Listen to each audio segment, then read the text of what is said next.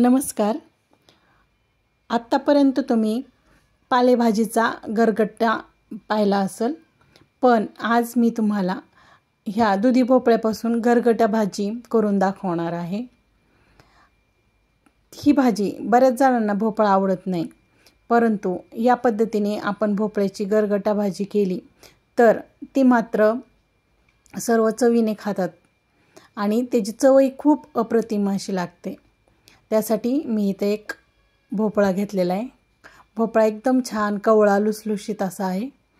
त्याच्यावरची साल काढून घेतली आहे आणि त्याच्या छोट्या छोट्या अशा फोडी करून घेतल्यात. भोपळा चिरून झाल्याच्या नंतर तो स्वच्छ पाण्याने धुवून घ्यायचा आहे. आणि आता मी काय केलं, गॅसवर कढई मांडून घेतली, त्यामध्ये या भोपळ्याची फोडी घातल्यात. भोपळ्याच्या स्वच्छ धुवून घेतलेल्या फोडी त्याच्यामध्ये घालायच्या आणि नंतर त्यामध्ये काय करायचे, पाणी घालायचे आणि पाणी घालून त्यावर झाकण ठेवून हे चांगलं शिजवून घ्यायचं आहे तो भोपळा. आणि आता भोपळा शिजता आहे तोवर मी हे साहित्य काय काय घेतले ते तुम्हाला दाखवते. भाजलेले शेंगदाणे घेतलेत, लसूण घेतला आहे, कोथिंबीर घेतली, हिरवी मिरची घेतली आहे आणि हे सर्व जिन्नस आहेत ना ते मिक्सरच्या भांड्यामध्ये घालायचेत आणि फिरवून घ्यायचेत, म्हणजे वाटून घ्यायचे हे बारीक, म्हणजे जास्त बारीकही करायचं नाही, थोडंसं ओबडधोबडच हे याचं कूट करून घ्यायचे. सर्व जिन्नस हे एकदाच मी मिक्सरच्या भांड्यात घातलेले आहेत. आता त्यामध्ये थोडंसं मीठ घालायचे.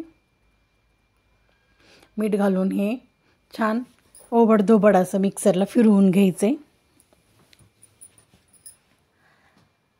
आता तोपर्यंत आपला इथं भोपळाही छान शिजलेला आहे. आता आपण पाहूया तो शिजला आहे की नाही. छान शिजला आहे. आता आपण एका भांड्यामध्ये तो काढून घेऊयात आणि त्यामध्ये हे आपण ओबडधोबड जे कूट करून घेतलं होतं ना ते घालूयात. मिक्सरमध्ये बारीक करून घेतलेलं ओबडधोबड कूट ते घालवायचं आहे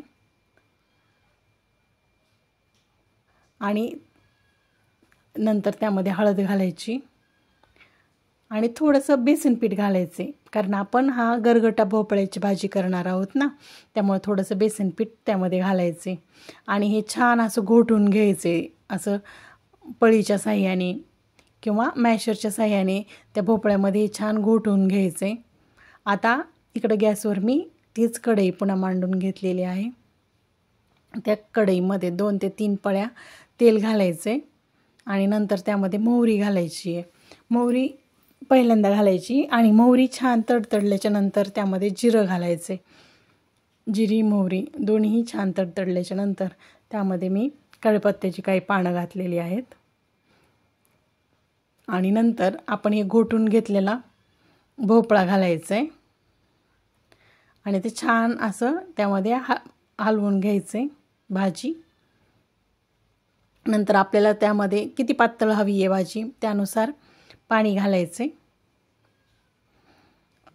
आणि छान मिक्स करून घ्यायचे सर्व. आता आपली भाजी छान, अगोदरच भोपळा शिजलेला होता त्यामुळे फक्त त्याला उकळी फुटून द्यायची आहे. आपली भाजी इथं तयार आहे.